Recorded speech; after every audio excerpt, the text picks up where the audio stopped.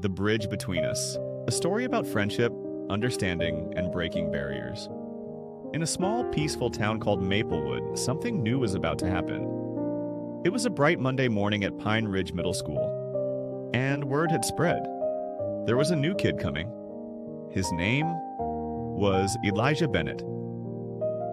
He had just moved from a big city down south to live with his aunt and uncle. He had deep brown skin, a quiet voice, and wore sneakers way cooler than anyone else in school.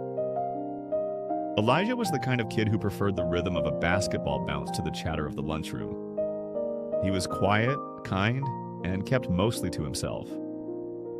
Jamie, on the other hand, filled every room he entered with laughter.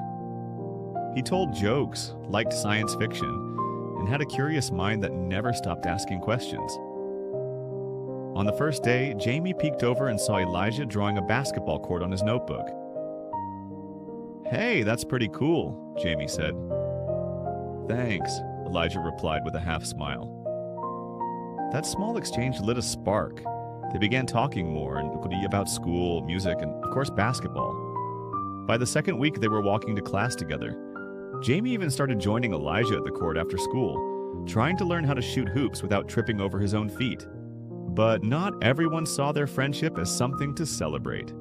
One afternoon during recess, Elijah was walking past a group of kids when Brian, a tall, loud kid with too much to prove, sneered and called out, "What are you doing here, Elijah?"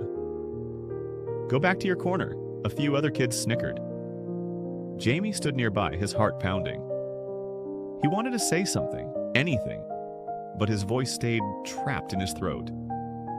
Elijah looked around, his face still and unreadable, and walked away without a word.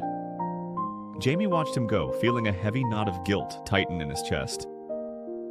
That evening, Jamie couldn't stop thinking about what had happened. He felt ashamed. Elijah didn't deserve that, and he definitely didn't deserve to be left to face it alone. The next day, Jamie found Elijah sitting under the big oak tree by the court, spinning the basketball on his finger. Jamie sat beside him in silence for a moment. "Elijah," Jamie said softly, "I'm sorry." "For what?" Elijah asked, lowering the ball. "For yesterday. I saw how Brian acted and heard what he said. I should have stood up for you, but I didn't. I was scared, and I feel terrible. Will you forgive me?" Elijah looked at him, then slowly nodded. "Yeah, I forgive you." Jamie exhaled, a weight lifting off his shoulders. From that day on, Jamie made a promise to himself. He would never stay silent again. When Brian tried to make another comment during gym class, Jamie stepped in. "Hey, leave him alone." "That's not cool."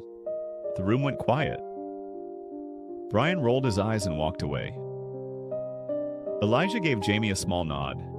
That one act said more than words ever could. Their friendship grew stronger. They did school projects together, shared their dreams. Elijah wanted to play college ball. Jamie dreamed of building robots.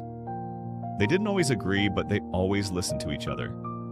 Later that week, Miss Carter gave the class a new project. What makes a good neighbor? Students were told to present it at community night. Jamie and Elijah teamed up. Their idea? A short video documentary called The Bridge Between Us. They interviewed classmates. Maria, who had moved from Mexico. Lee, whose parents were from Korea. Sarah, who was Jewish. Darnell, who lived with his grandma. Each shared their story. Each shared what being a neighbor meant to them. Jamie and Elijah edited the video together in the school computer lab, night after night. The night of the community event came. The lights dimmed, the video began. Stories filled the screen. Stories of difference, identity, kindness, and courage.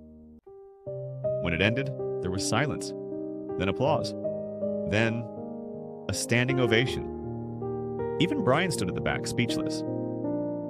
Jamie and Elijah stepped up to the mic. "We all come from different places," Jamie said. "But what makes a good neighbor isn't where you're from or what you look like. It's how you love, how you treat others, how you listen. Elijah taught me that, And I think we can all be better neighbors. That spring, Pine Ridge Middle School started a new club, Bridge Builders, a space where students of every background could share stories, build friendships, and stand up to prejudice. Jamie became president. Elijah was co-president. During one of their meetings, Elijah stood up and spoke. We can't change where we came from, but we can choose how we live together.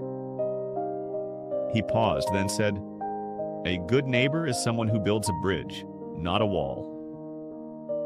And in that moment, something in the room shifted. Hearts were opening, walls were coming down. Maplewood would never be the same. Love your neighbor, not because they look like you, talk like you, or believe like you, but because love is what binds us together.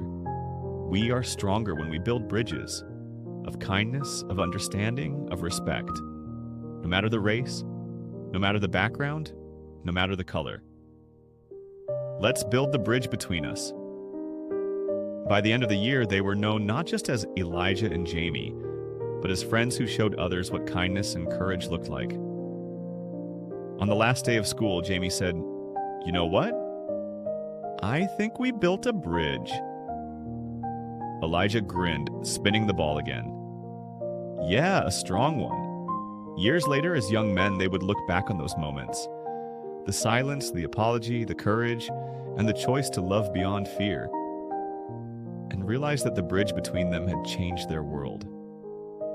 Love your neighbor as yourself. Mark 12:31.